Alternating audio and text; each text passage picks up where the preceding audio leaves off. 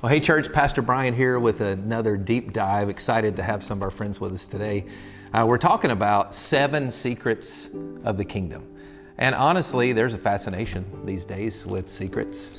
Like you turn on the news for like 2 minutes and all that's happening in the Middle East, you can't help but turn into a Bible prophecy junkie when you start thinking about what's going on in the Middle East. In fact, I was listening to a podcast in my car this week, and there's an apologist that's leading the podcast. I really respect him, but he brought onto the podcast a Bible prophecy guy. And I'm always kind of skeptical of those guys because they're always reading the news back into the Bible. But this guy was different. He was actually reading the Bible first and then paying attention to what's happening. And it was pretty intriguing to think about some of these secrets that we might, unveil as we look at what's going on in Iran and some of the stuff that's going on in our world during this time. But I'm glad we started the series the way we did. In this deep dive, I want to remind you of the first verse of 7 secrets of the kingdom. We got 6 more weeks. We're going to reveal some secrets. But in this first one, Deuteronomy 29:29 says, "The secret things belong to the Lord our God. And what is revealed belongs to us and to our children forever." But that first part's the part that kind of gets us, right? The secret things belong to the Lord our God. And friends, what that means is there are just some secrets He's never gonna tell us. And I think that can be frustrating. And that's frustrating not because we're trying to put together our conspiracy theories and understand the book of Revelation. What makes that very frustrating is that it ends up being real personal. Because I'd love to know what's going on in the Middle East, and I'd love to have an answer to how does this war fit into Bible prophecy? Are we near the end times? And we may be. The contractions are certainly less far apart than they were years ago. But even more important to me is what's going on in my own life. And if you're anything like me, you're thinking, God, why is this happening? Why is this going on so long? Like, why am I struggling with this? Why haven't you given me the answer to this secret? And some of those secrets that we seek the answers to don't have anything to do with Bible prophecy. They have to do with our own personal walk with the Lord. And we can learn from the great heroes of the faith. Because as we talked in the sermon this week, if you were with us, some of the greatest heroes of our faith didn't have those answers. Esther is a great example. The word God is not even mentioned in the book of Esther. Like you can go through a whole book of the Bible and where's God? But he's always working behind the scenes.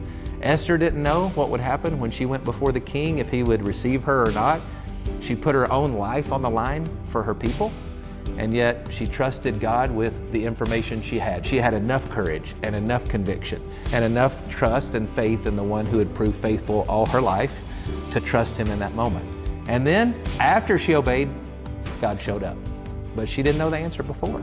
And then Daniel, who was basically kidnapped from his homeland and taken to Babylon.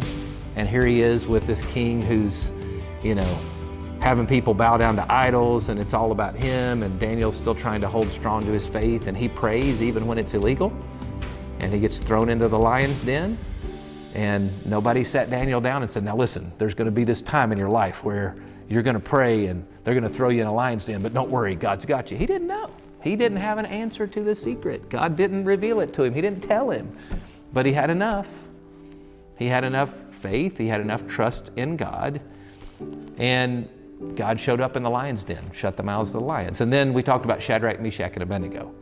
And that's one of the greatest stories. Because it's if you don't bow down to this idol, you're going to be thrown in the fiery furnace. That's your only choices. And they said, we'll never bow down to an idol. I said, O King, our God is able to save us. He can deliver us from your hand. But even if he does not, we're never going to bow. So the king's angry, he throws them in. Nobody sat him down and said, hey, don't worry. I know you're getting ready to go to the fire. I know you're going to see the soldiers die in front of you. You're going to be fine. They didn't know. And yet they had enough. They had enough trust and faith in the one that had been faithful up to this point in their lives to trust him even in the fire. And then they had the greatest worship experience of their lives because Jesus shows up in the fire, the fourth man in the fire. So again, those examples teach us that God's not going to tell us everything, but it's okay because he has revealed enough. And I think sometimes our problem is not that we don't know the secrets, it's we already know some stuff and we're not living by it. Like if God has revealed this to us, church, these are things we already know. Why are we not living these out? So instead of searching for the secrets, instead of trying to reach for something we don't know, leave the secret things to God. But what God has already revealed belongs to us.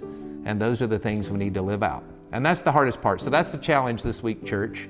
Leave the secret things to God, but what He has already revealed to us in His Word, let's seek to try to live out. Trust the things we don't have answers to the one we know is faithful. And He'll show up, just like He did in the lives of all the heroes of our faith. God bless you this week.